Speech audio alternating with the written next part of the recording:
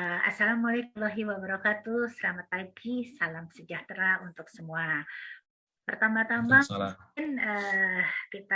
saya ucapkan ini terima kasih nih kepada Ketua Umum Komunitas Pasien Cuci Darah Indonesia, Pak Tony Richard Samosir. Hari ini kita bisa tidak langsung ya, tapi masih belum bertatap muka walaupun masih dengan virtual. Tapi saya terima kasih sekali Pak Tony sudah diajak untuk sama-sama berdiskusi nanti mengenai penyakit ginjal kronik, khususnya mungkin hari ini adalah masih kita dalam rangka bulan suci Ramadan, orang yang semua pasien-pasien ginjal juga ada yang berpuasa mungkin hari ini. Jadi kita nanti diskusi seputar puasa dan terima kasih Pak Tony sudah diundang, juga Sama-sama, Dok. kepada mitra kami hari ini juga PT Baxter, Pak Ai, Bu Hani. Terima kasih nih saya sudah diberi kepercayaan juga untuk sama-sama berdiskusi di hari Minggu yang cerah. Sama-sama, Dok. Hari ini belum hujan, biasanya siang Iya. sampai merah itu hujan. Sekarang cerah dan mungkin juga saya sapa kepada para peserta hari ini yang mengikuti acara hari ini. Selamat pagi dan juga semua mudah-mudahan sehat semua. Walaupun semua mungkin ada yang sudah mempersiapkan diri untuk mudik atau yang sedang mau membuat apa ya hari ini ibu-ibu nih kebanyakan yang saya lihat tadi di chatnya itu kolom chat ibu juga, ibu-ibu yang sedang apa ya hari ini mempersiapkan hari Minggu, mempersiapkan masak atau memikirkan masak apa nanti sore itu ya, atau sedang bertemu bareng-bareng dengan keluarganya. Tapi saya mohon izin sekitar setengah jam kita berdiskusi mengenai sakit ginjal. Saya izin share ya, Dokter Lia. Saya memakai PowerPoint. Silakan, Dokter. Oke, sudah terlihat kah? Sudah terlihat, Dok. Boleh nah, oke. Sip. Iya. Jadi hari ini saya diberi kepercayaan oleh Pak Tony Samusir dan kawan-kawan dari KPCDI untuk sedikit urun rembuk mengenai bagaimana sih puasa yang sehat pada pasien COPD. Sebetulnya tidak pasien COPD saja, tadi seperti Pak Tony katakan, mungkin saya lihat juga tadi banyak juga pasien HD dan ada juga pasien yang predialisis yang akan COPD katanya. Jadi terima kasih nih Bapak dan Ibu, mudah-mudahan ada manfaatnya. Kita 30 menit ke depan saya berbicara mengenai penyakit ginjal kronik dengan puasa. Nah, ini hanya mengingatkan kepada Bapak dan Ibu bahwa penyakit ginjal kronik ini bersifatnya progresif dan irreversibel ya. Nah, terus kita lihat, kita tahu semua Bapak dan Ibu bahwa penyakit ginjal kronik nggak ujuk-ujuk langsung ke tahap gagal ginjal akhir, tetapi dimulai dari stadium 1, 2, 3, 4, dan 5. Dan kita tahu yang disebut dengan gagal ginjal tahap akhir itu kalau sudah stadium 5, di mana di sini di stadium 5 ini bila Bapak dan Ibu sudah ada yang mengalami gagal ginjal, di sini baru membutuhkan terapi pengganti ginjal. Sedangkan kalau masih di tahap 1, tahap 2, tahap 3 sampai tahap 4, kadang-kadang tahap 5 juga, kalau pasien masih bisa, ginjalnya belum give up, ginjalnya belum berhenti, belum fungsinya masih ada, walaupun itu 5%, 7%, itu Bapak dan Ibu belum perlu membutuhkan terapi pengganti ginjal. Tetapi kalau ginjalnya ini sudah tidak bisa apa-apa, ginjalnya masih ada, tetapi sangat kecil, sudah mengkerut, sudah tidak bisa melakukan fungsinya dengan baik, maka dia membutuhkan terapi pengganti ginjal. Nah, hanya mengingatkan fungsi ginjal itu adalah macam-macam. Salah satunya adalah mengeluarkan racun-racun sisa metabolisme kita. Sisa metabolisme itu adalah ada protein, ada karbohidrat, ada lemak. Nah, kita bicara dengan protein. Kalau kita makan protein, makan daging, makan tahu, makan tempe, akan diolah di tubuh kita di dapur. Dapurnya itu adalah liver. Nah, sisanya pasti suka ada, kita juga di dapur kalau kita nyambel ada sampah-sampahnya, sampah dibuang ke tempat sampah. Nah, kalau di tubuh kita yang akan membuang sampah-sampah itu, racun-racun itu adalah ginjal. Nah, salah satu racunnya itu adalah urium dan kreatinin ya. Jadi apa sih terapi pengganti ginjal? Salah satunya untuk apa? Untuk membuang sampah yang tidak bisa dilakukan oleh ginjal kita, yaitu urium kreatinin. Dan yang kedua adalah fungsi ginjal yang paling utama adalah menjaga keseimbangan keseimbangan cairan kita. Kalau kita sehat, mau minum 3 liter, 2 liter, nanti buang air kecilnya jadi banyak gitu. Jadi tetap akan tubuh itu menyeimbangkan. Begitu kita minumnya banyak, buang air kecilnya banyak. Begitu kita minumnya sedikit, buang air kecil kita menjadi pekat, kurang karena minum kita sedikit. Tetapi kalau orang yang sudah sakit ginjal, hal itu tidak bisa, fungsi itu tidak bisa dilakukan oleh ginjal dan dia harus dilakukan oleh terapi pengganti ginjal ya di luar ginjal yang normalnya.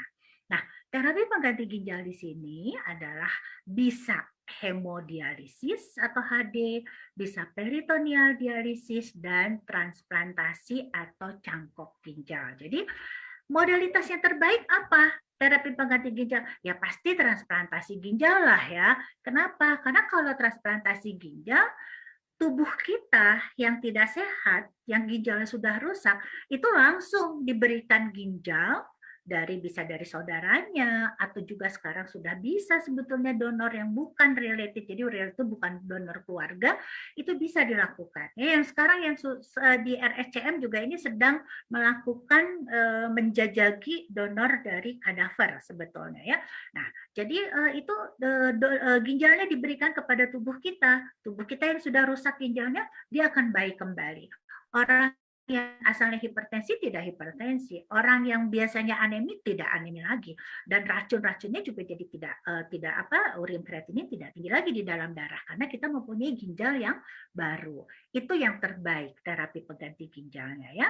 Yang lain adalah dialisis, dicuci darahnya, dibersihkan darahnya.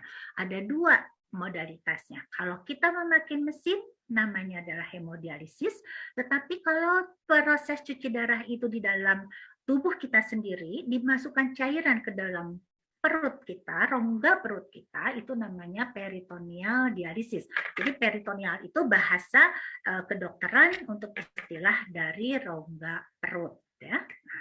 Nah, ini semua Bapak dan Ibu, baik itu transplantasi, baik itu dialisis hemodialisis maupun peritoneal dialisis, semuanya sekarang sudah ditanggung oleh pemerintah. Gitu. Semua mendapatkan free. Asal apa ya Bapak Ibu ikut program jaminan kesehatan nasional. Kalau enggak ya memang tidak ditanggung. Tetapi kalau Bapak dan Ibu sudah mengikuti jaminan kesehatan nasional, atau yang disebut kita lebih ininya mungkin BPJS, nah, itu adalah semua juga ditanggung, baik untuk operasi resipien maupun donornya. Ya. Nah, hari ini, khususnya pagi ini, 30 menit ke depan kita akan berbicara mengenai peritoneal dialisis. Jadi, peritoneal dialisis, saya katakan tadi teknik dialisis untuk membersihkan sisa metabolisme dengan perantara membran peritoneum.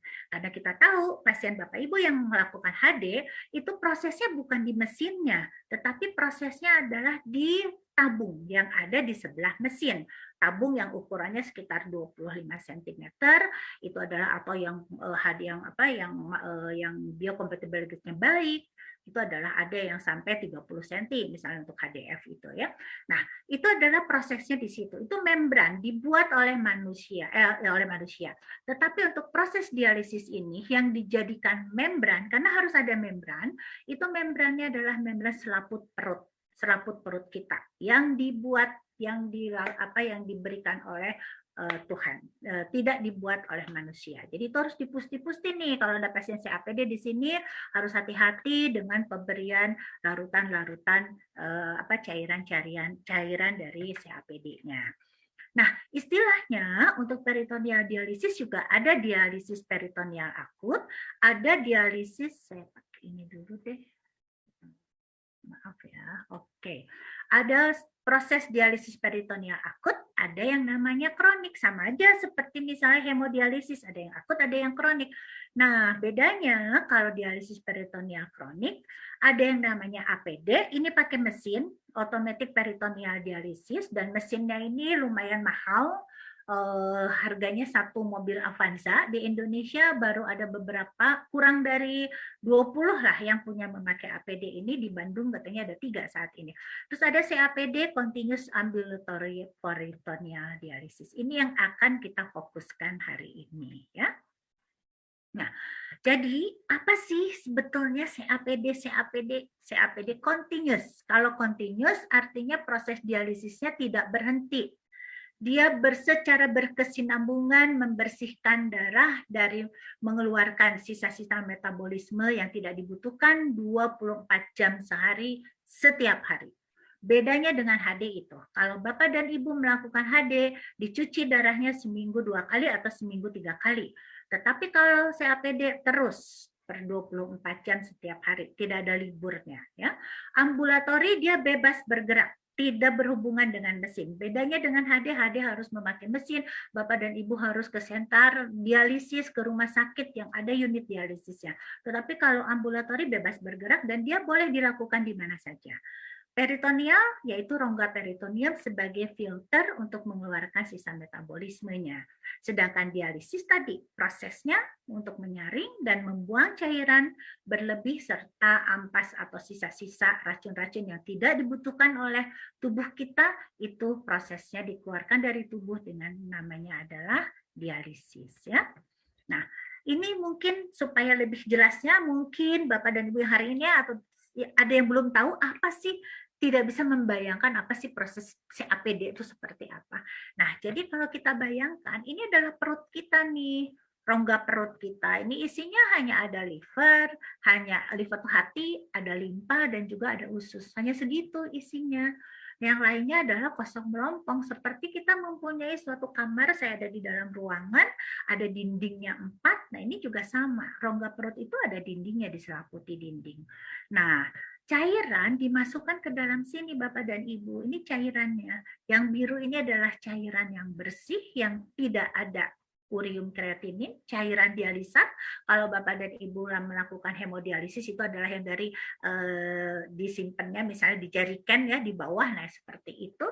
Nah dimasukkan ke sini, dan nanti dia bilang, wah dok jadi bawa-bawa yang ginian dok, ya enggak lah ya, ini hanya ada sampai sini, sampai transfer set. Ini adalah nanti disconnect. Kalau mau proses pertukaran cairan baru disambungkan ya, disambungkan, dimasukkan ke sini, disimpan di sini sekitar 4 sampai 8 jam di perut kita. Setelah 8 jam atau 6 jam nanti disambungkan kembali koneksi, dan ini adalah ada kantong yang kosong. Jadi cairan yang dari perut kita dikeluarkan ke dalam kantong ini ya. Dan selama itu saya harus tidur aja dong dok, ya enggak lah ya Bapak Ibu, mau kemana, mau ke mall, mau ke pasar, mau ke pengajian, mau ke gereja, mau kemana pun boleh, mau jalan-jalan kemana pun boleh, tidak usah pasien tidur terus atau duduk terus seperti kita melakukan HD harus tidur selama 5 jam misalnya ya, nggak boleh bergerak, ini tidak ya. Jadi prosesnya sangat-sangat mudah sekali ya, ini tuh kayak ballpoint, hanya tinggal diputar-putar seperti ini, itu untuk melakukan koneksi pemutusan ataupun pemasangannya, penyambungannya. Itu adalah ini, dan memang harus ada kateter. Kalau hemodialisis akses kita adalah Alfesian misalnya, atau misalnya memakai double lumen kateter dari sini yang baru di HD. Nah, kalau CAPD otomatis bagaimana kita untuk memasukkan cairan ke sini perlu yang namanya kateter ya. Jadi dimasukkan. Nah, ini namanya tempat masuknya kateter, exit site ya. Gitu. Nah, jadi proses CAPD itu hanya ada 3, yaitu pertukaran, memerlukan 20-40 pertukaran cairan, itu hanya 40 menit paling lambat.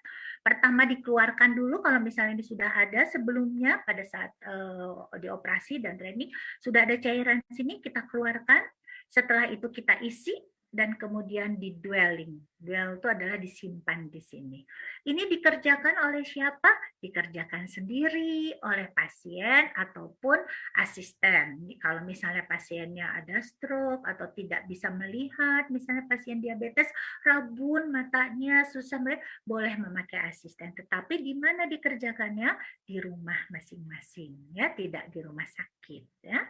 Nah, jadi ini pertukaran seperti ini, masuk ke sini airnya, terus nanti dikeluarkan ke sini. Nah, ini biasanya pertukaran cairan ini, jadi karena tadi saya katakan disimpan di sini ya sekitar 4 sampai 8 jam, jadi sehari itu pertukaran bisa 3 sampai 4 kali pertukaran. Dan yang dimasukkan ini adalah cairan, bisa 1,5 liter ataupun 2 liter atau 2,5 liter, tergantung dari luas permukaan tubuh kita. Ya, dan ini manual, tidak memakai mesin dan tidak dia secara pasif, jadi tidak ada kerja dari jantung di sini. Jantung tidak bekerja di sini untuk proses ini dan juga tidak memakai mesin seperti hemodialisis, kecuali automated peritoneal dialysis atau APD ya. Nah, terus kita lihat di sini bahwa siapa yang boleh atau yang diindikasikan untuk memakai CAPD. Semua pasien penyakit ginjal tahap akhir yang harus sudah memerlukan terapi pengganti ginjal boleh sebetulnya. Jadi, tapi diutamakan memang anak-anak atau dewasa muda. Kenapa dewasa muda? Karena dewasa muda ini masih aktif, dia masih bergerak ke sana ke sini, masih bekerja, masih meeting, masih rapat, masih di luar rumahnya mereka lebih banyak gitu. Dan dia kalau misalnya harus seminggu 2 kali ke rumah sakit, itu akan menyebabkan waktunya tersita untuk populasi orang-orang muda ini. Dan anak-anak, kesian kan kalau anak-anak kita tusuk seminggu 2 kali atau seminggu 3 kali ya. Terus yang kedua adalah pada pasien-pasien yang sudah memakai HD tetapi akses vaskulernya sulit. Orang diabetes, afeksiannya udah mati terus, sudah 4 kali dioperasi kiri atas bawah, kiri kanan, sudah habis, memakai apa lagi? Di graf sulit misalnya. Ini memakai CAPD ya. Atau pada pasien-pasien yang harus dilakukan HD dan dia tidak bisa memakai antikoagulan, tidak bisa memakai heparin. Itu juga diindikasikan untuk CAPD. Dan terutama adalah ini, kardiovaskuler. Jadi kalau pasien CAPD, HD yang sudah mempunyai sakit jantung ataupun dia belum HD, dia sudah ada gagal jantung yang untuk pompa aja jantungnya sudah sulit, itu adalah diindikasikan memakai CAPD ya. Terus ada yang ini, anak muda biasanya gaya hidupnya masih aktif, masih kesana kesini, masih bekerja, guru misalnya dia, daripada dia meninggalkan muridnya seminggu 2 kali, diindikasikan untuk memakai program CAPD ini. Atau lokasinya yang jauh dari unit HD. HD-nya sih gratis, Bapak dan Ibu, oleh pemerintah dibayar, tetapi dari rumah kita ke rumah sakit itu memerlukan misalnya 100 kilo atau 60 kilo, memerlukan harus memakai ojek. Ojeknya aja misalnya sekali ini 50.000, bolak-balik 100.000. Yang nganternya ada 2, ojeknya harus 2, berarti sampai 200.000 sekali HD. Seminggu 2 kali berarti 400 minggu. Itu sebulan dia harus memerlukannya sampai 2 juta. Nah, itu dari mana misalnya uangnya? Kan sulit yang seperti itu. Jadi dipindahkanlah, misalnya dia lebih baik memakai CAPD karena dia bisa dikerjakan di rumah. Ke unit HD atau ke unit dialisis ke rumah sakitnya itu cukup hanya sebulan sekali pada saat dia untuk kontrol ke dokternya dan untuk mengambil cairannya ya. Atau pasien, sekarang banyak sekali pasien-pasien yang dia infeksinya ini penularannya tuh sangat tinggi. Misalnya hepatitis B. Hepatitis B di ruang HD harus ruangnya tertutup, tidak boleh disatukan dengan yang lain. Banyak beberapa unit dialisis yang tidak mempunyai untuk mesin hepatitis B. Nah, ini dialihkan, atau HIV misalnya. Nah, ini juga semua pasien-pasien ini boleh dilakukan CAPD. Nah, persyaratannya adalah dia harus mandiri memang, tapi kalau tidak mandiri pun juga bisa ada yang membantu, mempunyai ruangan yang bersih. Ruang bersih itu tidak perlu khusus untuk CAPD, tapi boleh di tempat tidurnya, boleh di ruang kerjanya, boleh di ruang tamu, boleh saja, tapi yang terpenting bersih ya. Dan juga dia bersedia menjalani pelatihan intensif. Di sini orangnya harus disiplin. Kalau orangnya tidak disiplin, compliance-nya nggak bagus, akan sulit memakai CAPD ya. Nah, ini kontraindikasi. Artinya tadi indikasi pasien-pasien tadi, kalau yang tidak boleh yang bagaimana dok? Sebetulnya tidak boleh yang tidak boleh sama sekali ya. Misalnya ini dilihat di sini, yang absolut itu memang kalau kesulitan teknik operasi, tapi operasinya sekarang bisa oleh dokter bedah umum, oleh dokter bedah digestif, atau dokter urologi, atau oleh konsultan ginjal hipertensi. Teman-teman saya di Bandung sudah mulai, ada dokter Rudi, dokter Lilik, itu ahlinya di dalam melakukan operasi CAPD ya.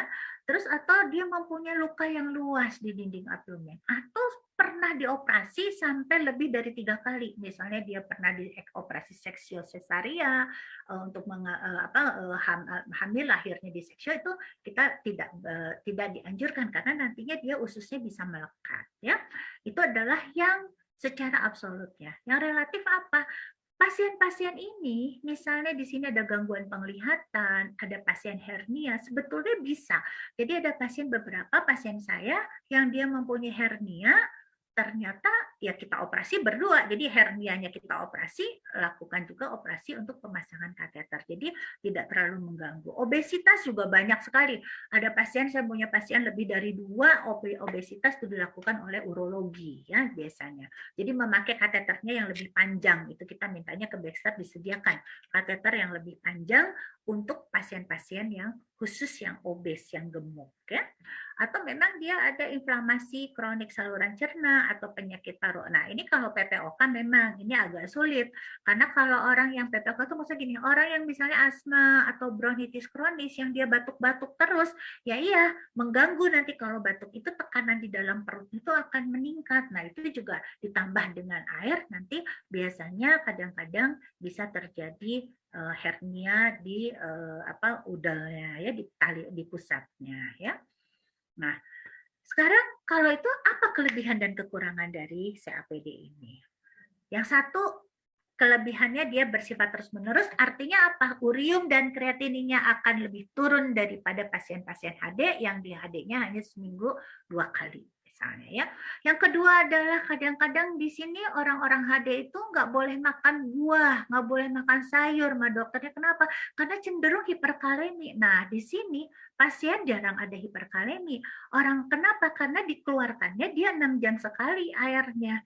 Kalau 6 jam sekali itu mengandung juga kalium. Jadi kadang-kadang bisa hipokalemi. Kelebihannya itu dia makannya lebih baik, makannya lebih bebas di sini. Kalau makannya lebih bebas, artinya kadang-kadang HB-nya juga, aneminya juga tidak terlalu turun dibandingkan dengan yang HD. Yang lain adalah ini, tidak memerlukan penusukan jarum. Kalau orang-orang yang takut dengan jarum, yang ditusuk, nah anjurkan ke sini ya. Selain itu juga beban jantung minimal pasti karena dia jantung tidak bekerja di sini. Beda dengan orang hemodialisis, kalau Bapak dan Ibu sekali dia datang dan kenaikan berat badannya 4 kilo, 5 kilo, mesin mah gampang Bapak Ibu, tarik, saya tinggal nulis UF goal 5.000 langsung dilakukan. Tetapi yang kejadian langsung nyeri dada Bapak dan Ibunya. Kenapa? Karena yang untuk menarik air dari tubuh Bapak dan Ibu ke dialisernya itu untuk dibuang 5.000 atau 5 liter itu adalah yang kerja adalah jantungnya. Jantungnya udah besar, udah segede gini, wah udah deh cengap-cengap, baru juga sejam, baru juga mau ditarik, udah nggak bisa gitu. Nah ini ya, jadi pasien-pasien memang enaknya kelebihan CAPD adalah seperti itu ya. Dikatakan lebih murah dibandingkan HD, iyalah ya. Kalau kita melihat misalnya sekali berapa dengan ongkos dan sebagainya, pasti CAPD lebih murah dibandingkan dengan HD ya, bukan hanya ongkos consumable-nya aja atau yang diberikan oleh pemerintah, tapi untuk kita juga seminggu 2 kali ke pusat pelayanan dialisis itu juga saya bilang, katakan kalau kita perlu ongkos, perlu gojek, perlu bensin, perlu apa, kalau ini kan di rumah dilakukannya ya.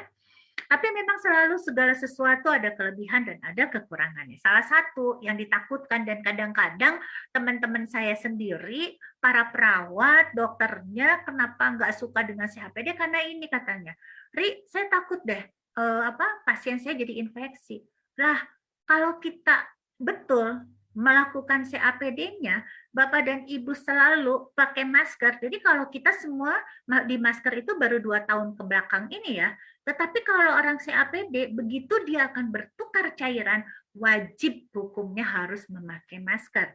Karena dari mulut kita ini banyak kumannya. Kalau kita terkena pada saat pertukaran cairan tidak memakai masker, otomatis akan terjadi infeksi. Yang kedua, wajib hukumnya juga cuci tangan. Kita sekarang harus cuci tangan sering-sering baru 2 tahun. Tetapi orang-orang yang melakukan CAPD atau pasien CAPD, mereka rajin banget. Pasti ininya bersih tangannya. Karena dia setiap 4 jam, pasti dia akan cuci tangan untuk melakukan proses pertukaran itu. Ya, jadi kalau kita hidupnya betul, hidupnya disiplin, pasien COPD ini jarang sekali terjadi infeksi ya. Dan di Indonesia alhamdulillah tidak terlalu banyak untuk infeksinya, berarti pasiennya nurut-nurut ya. Nah, yang lain adalah ini. Kadang-kadang kekurangannya dia harus mengganti cairan 4 kali. Jadi udah males duluan. Aduh, awalnya udah harus ganti lagi, harus ganti lagi. Tapi kan kita juga sama, makan 3 kali, mandi 2 kali sehari. Ya kita nggak males untuk mandi. Untuk makan juga tidak males. Jadi untuk mengganti cairan juga tidak boleh malas ya. Nah, terus kemungkinannya memang dapat menaikkan berat badan karena memang ada gula yang dimasukkan, yang cairan itu mengandung gula untuk menarik airnya.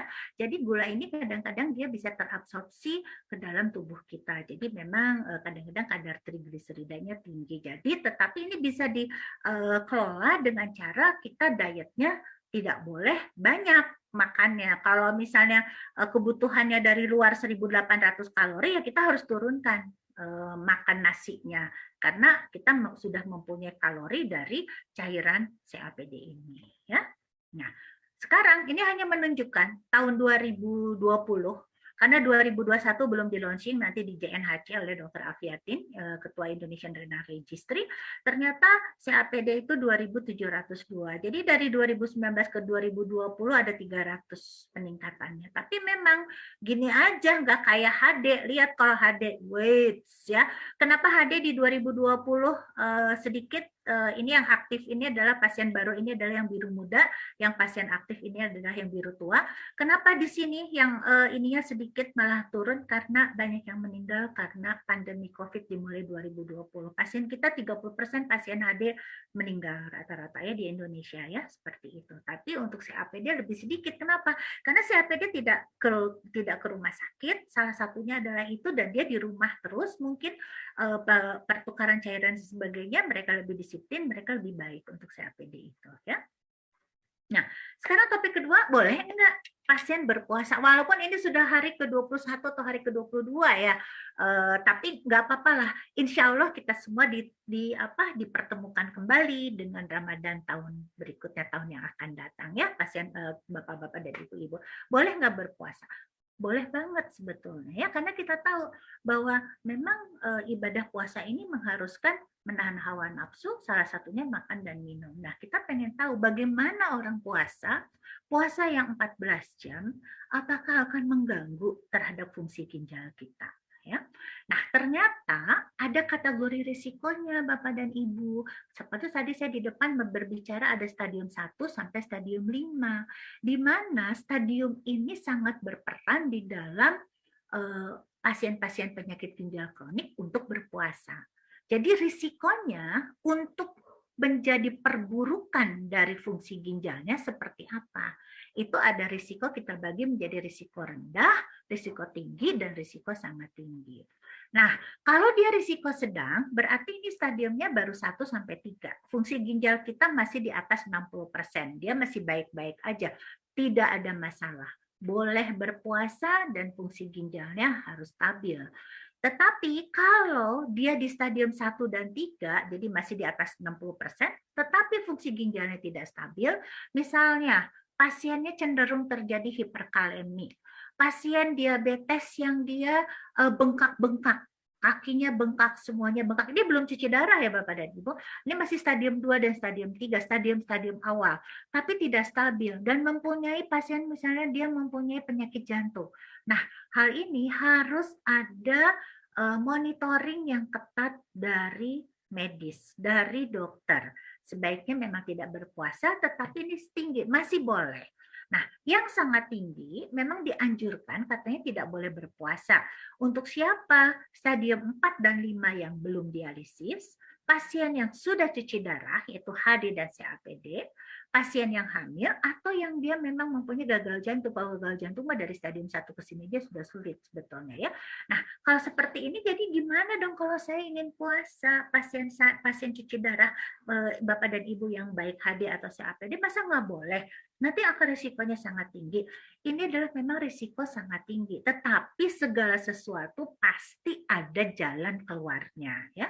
Jadi dikatakan di sini bahwa pasien HD dan COPD masih boleh berpuasa, tetapi tetapi harus mempertimbangkan beberapa faktor supaya tadi judul aja kiat puasa sehat, jangan sampai sakit ya.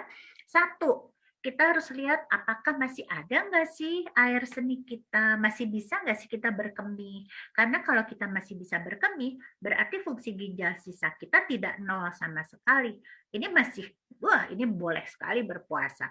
Bagaimana dengan keseimbangan cairannya? Kalau misalnya Bapak dan Ibu sering bandel, overhidrasinya sering, kelebihan cairannya sering, kenaikan berat badannya yang HD sampai 5 kilo, sampai 4 kilo, 6 kilo, ya susah untuk berpuasanya juga nantinya gitu ya.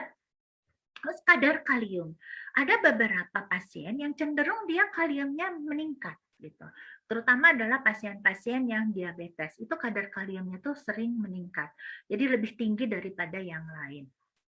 Nah, pasien yang seperti ini juga memang harus dipertimbangkan apakah boleh atau tidak, harus dievaluasi dulu ya. Dan yang lainnya adalah bahwa dari Bapak dan Ibu sendiri, bagaimana motivasinya, patuh enggak minum obatnya. Karena kalau dia tidak patuh minum obat segala, nanti pada saat berpuasanya itu akan mengalami beberapa kendala ya.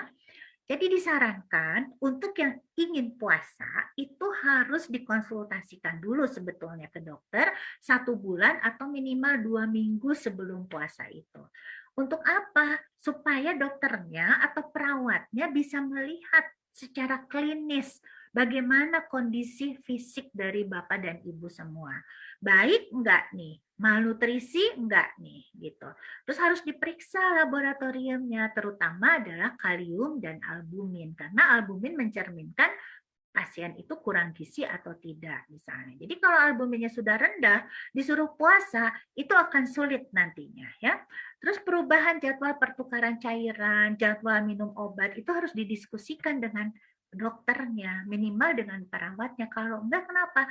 Nanti salah-salah karena ini yang terutama CAPD yang menjadi masalah itu adalah di perubahan jadwal pertukaran cairan. Kadang-kadang sering menjadi hipotensi atau menjadi hipoglikemi Bapak dan Ibu semua ya. Terus kebutuhan nutrisinya seperti apa? Ini harus konsultasi dulu, harus diskusi dengan dokternya. Kalau enggak nanti tidak sehat puasanya ya. Nah, anjuran terhadap pasien juga dari dokternya, ini kita harus melihat asupan cairannya.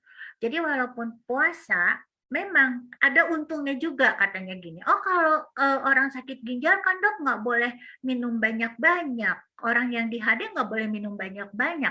Jadi dengan puasa enak dok. Iya betul, salah satunya itu. Tapi jangan lupa kalau asupan cairannya juga sangat kurang, itu akan terjadi dehidrasi. Nah kalau sudah dehidrasi, menjadi hipotensi itu akan lebih susah lagi pada saat untuk melakukan dialisisnya ya. Terus ini adalah makan makanan rendah kalium, nggak boleh konstipasi, jadi buang air besarnya harus teratur dan harus memonitor tekanan darah dan berat badannya sendiri ya. Nah, khusus pada pasien CAPD, banyak yang khawatir bahwa pasien ini mungkin menjadi kekurangan cairan kalau kita regimen CAPD-nya tetap 4 kali. Kan saya tadi bilang, pertukaran cairan untuk CAPD itu yang normalnya adalah 4 kali. Pagi, siang, sore, malam. Gitu ya. Nah, sementara pasien tidak minum dan makan karena dia puasa. Dan dia dapat mengalami hipokalemi. Kenapa? Karena pasiennya kan pertukarannya 4 kali. Keluar terus airnya, kita ganti terus airnya akan terjadi hipokalemi dan jadi dehidrasi. Tetapi di lain pihak, pasien CAPD ini juga dalam waktu singkat begitu berbuka, dia akan mengonsumsi sejumlah besar air, minumnya banyak. Air putih, air teh, minuman ringan, jus semua diminum. Terus makan, langsung segala dimakan. Ada kurma, kurma itu tinggi kalium, hati-hati untuk Bapak dan Ibu. Ada kacang, ada gorengan, ada keju, ada kue keju, kue nastar. Wah, ini semua dapat menyebabkan hiperkalemi. Gorengan ini lemak, kaliumnya juga tinggi, kacang-kacangan, kurma ini tinggi kaliumnya. Dan dia kalau minumnya banyak sekali karena dia haus, minum 2 gelas, 3 gelas, akan menjadi kelebihan cairan. Jadi memang agak sulit untuk CAPD, pasien CAPD kalau dia tidak disiplin. Jadi dia kalau kurang air, dia bisa dehidrasi, bisa hipokalemi, tapi kalau kelebihan air juga dia bisa overhidrasi ya. Nah, dan kita juga tahu selama bulan Ramadan ini Bapak dan Ibu kadang-kadang kegiatan untuk rohaninya lebih banyak ya. Sholat taraweh di masjid, membaca tadarus Al-Quran mau pagi mau siang hari. Nah kadang-kadang ini mengganggu untuk pertukaran cairannya. Sehingga untuk pasien COPD ini sebetulnya wajib untuk memodifikasi jadwal dialisisnya supaya beban kerja dialisis di malam hari berkurang, dan yang kedua menghindari pengeluaran cairan yang berlebihan pada siang hari. Itu yang ditakutkan.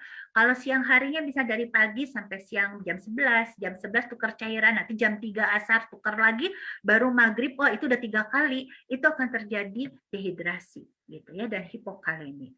Maka ini diatur. Ini ada kenapa saya memberikan ini pengaturan yang ada penelitiannya. Ini adalah penelitiannya di Saudi, di Palestina, dan juga di Turki. Ini ada 3 jurnal yang saya cari-cari, dan ini pertukarannya yang ideal adalah yang seperti ini Bapak dan Ibu. Selama puasa, pertukaran cairan yang ideal itu adalah sebetulnya 3 kali, tapi memang di luar negeri yang ketiganya memakai icodextrin, punyanya Baxter nih ya. Yang pertama jam 6, ini cairan pada saat mau buka, itu kita juga sama cairan diganti jam 18, terus nanti jam 11 malam itu memakai misalnya 2,5%. Terus nanti diganti lagi kan tidur tuh Bapak dan Ibu udah tuh tidur, jangan ganti jam 2 jam 1, terus jam 3 karena kita mau sahur. Nah, sebelum sahur ganti dulu cairannya. Misalnya dengan icodextrin, nanti ganti lagi adalah icodextrin ini terus lanjut sampai ke maghrib sini. Jadi pasien memang puasa maksimal yang dianjurkan adalah 16 jam. Kenapa di luar negeri itu ada musim panas, musim dingin. Musim panas bisa sampai 20 jam mereka. Di Indonesia alhamdulillah selalu antara 14 sampai 16 jam ya. Terus cairan icodextrin ini dimasukkan sebelum puasa dimulai, jadi di sini pada saat sahur, dan dikeluarkan sebelum berbuka puasa. Ini adalah jadwal yang idealnya. Nah, kalau kita icodextrinnya nggak masuk BPJS dok, iya, dan harganya juga mahal. Ada Baxter di sini, harganya masih mahal icodextrin ini ya. Jadi saya modifikasi menjadi 3 kali pertukaran. Tetapi kita mengosongkan pada siang hari. Ya, kalau yang tadi, kalau yang ini kan siang harinya masih memakai icodextrin. Kalau yang ini sama, pertukaran adalah sebelum buka puasa, jam 22 setelah kita sholat taraweh, setelah kita mau tidur di sini dimajukan oleh saya, terus jam 3 sahur, pasien-pasien saya seperti ini cairannya, terus jam 8 karena ini yang dextrose 2,5% ini dia bisa maksimal optimalnya adalah 8 jam sebetulnya, 6 sampai 8 jam. Jadi jam 8 kita ganti cairan dan dikosongkan biasanya. Nanti diisi lagi jam 19. Ini adalah yang idealnya untuk pasien-pasien COPD yang ingin berpuasa. Ya, jadi tidak terjadi overhidrasi, tidak terjadi dehidrasi, dan juga tidak terjadi hipokalemi ataupun hiperkalemi. Ya. Tapi yang berpuasa ini harus follow up 2 minggu setelah puasanya. Harus dilihat, kalau kenaikan berat badannya selama 2 minggu lebih 2 kilo, sering pusing atau lemah, ini tanda dari hipotensi, sering bengkak tungkainya jadi bengkak, ada jadi sesak nafas, artinya ada kelebihan cairan, atau pasien menjadi lesu, lesunya bukan karena puasanya ya, tapi lesu, letargi, terus tidak ada nafsu makan, artinya kadar uriumnya tinggi. Nah, itu harus segera dikonsultasikan. Anda semua harus datang ke unit dialisis atau konsultasikan ke dokternya. Karena artinya mungkin dengan berpuasa ini tidak bisa gitu. Jadi lebih baik kita tidak berpuasa kalau ada keluhan-keluhan seperti ini ya. Nah, sebagai kesimpulan dari yang tadi, bahwa pertama, terapi pengganti ginjal dilakukan pada pasien gagal ginjal tahap akhir, stadium 5. Terapi modalitas banyak, bisa hemodialisis, bisa CAPD, ataupun transplantasi ginjal yang paling baik, yang paling optimal adalah transplantasi. Dan siapa yang menentukan terapi yang tepat bagi pasien memang oleh dokter, mempertimbangkan indikasi kontraindikasi, tetapi semua diserahkan kembali kepada pasien. Tetapi dokter wajib memberitahu pasien bahwa ada 3 modalitas untuk terapi pengganti ginjal. Mau yang mana dokter mengarahkan, keputusan tetap ada di tangan pasien. Itu nomor satu, ya. Dan akses untuk pelayanan terapi pengganti ginjal ini dijamin pemerintah, termasuk CAPD, cangkok ginjal, transplantasi cangkok, hemodialisis, semua dijamin oleh pemerintah. Asal kita masuk ke dalam jaminan kesehatan nasional. Kita mempunyai kartu itu, kartu Indonesia Sehat, itu akan free semuanya, dan itu Bapak dan Ibu memang bayar. Asuransi mas semuanya juga di mana-mana bayar ya, bayarnya tetapi kan tidak terlalu mahal gitu. Tapi Anda ada untungnya itu. Jadi semua dijamin pemerintah. Aksesnya sudah ada di mana-mana. Di seluruh Indonesia sudah bisa. Kalau mau pakai CAPD di Makassar, ada. Di Papua ada. Misalnya di mana-mana sudah ada sekarang ya, sudah lebih mudah ya. Dan pasien HD dan CAPD yang stabil dapat berpuasa Ramadan 30 hari penuh asalkan dimonitor dengan ketat untuk mempertahankan keseimbangan cairan dan elektrolitnya. Dan ini juga sama, pasien yang berniat berpuasa ini harus ada penilaian terlebih dahulu sebaiknya oleh dokter dan diberikan edukasi lagi dan diperlukan follow up-nya yang komprehensif di unit PD. Jadi ya 2 minggu setelah puasa datang jalan-jalan ke unit dialisis, ngobrol dengan perawatnya, dilihat seperti apa, tidak usah diperiksa labnya juga tidak apa-apa, tapi pasti perawat akan lebih mengerti, oh pasien ini ada hiperkalemia atau tidak ya. Mungkin itu Dokter Lia yang bisa saya berikan untuk edukasi hari ini kepada Bapak dan Ibu. Semoga bermanfaat untuk kita semua. Wassalamualaikum warahmatullahi wabarakatuh.